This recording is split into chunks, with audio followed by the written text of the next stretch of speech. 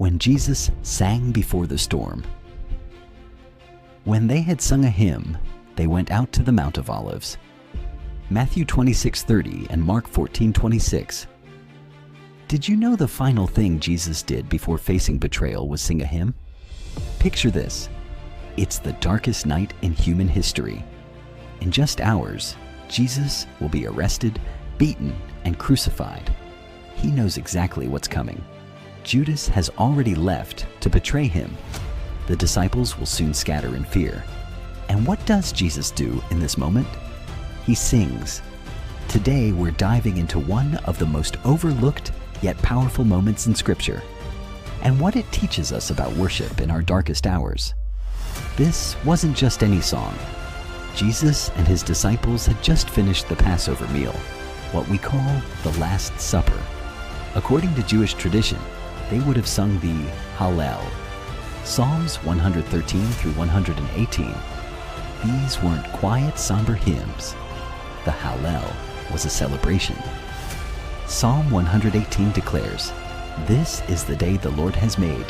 Let us rejoice and be glad in it. And the Lord is my strength and my defense. He has become my salvation." Think about that. Jesus, knowing he would soon cry out, "My God, why have you forsaken me?" first sang about God being his strength and salvation. He sang about rejoicing before he wept. He worshiped before he suffered. This moment reveals something profound about Jesus and about worship itself. Worship isn't just our response to good circumstances. It's our declaration of faith despite our circumstances. Jesus didn't sing because he felt like it. He sang because he trusted his Father completely, even when the path ahead looked impossible. His hymn was an act of surrender, saying, "Not my will, but yours be done," before he even reached the garden. This teaches us that worship, whether through song, prayer, or praise, is not dependent on our emotions or situations. It's a choice to trust God's character when we can't see his plan. Jesus modeled worship as an act of faith, not just an expression of joy. So, what does this mean for us?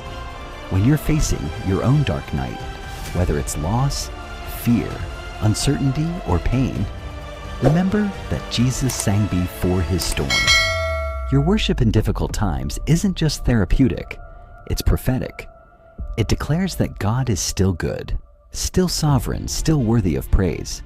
Maybe you're walking through a season where singing feels impossible.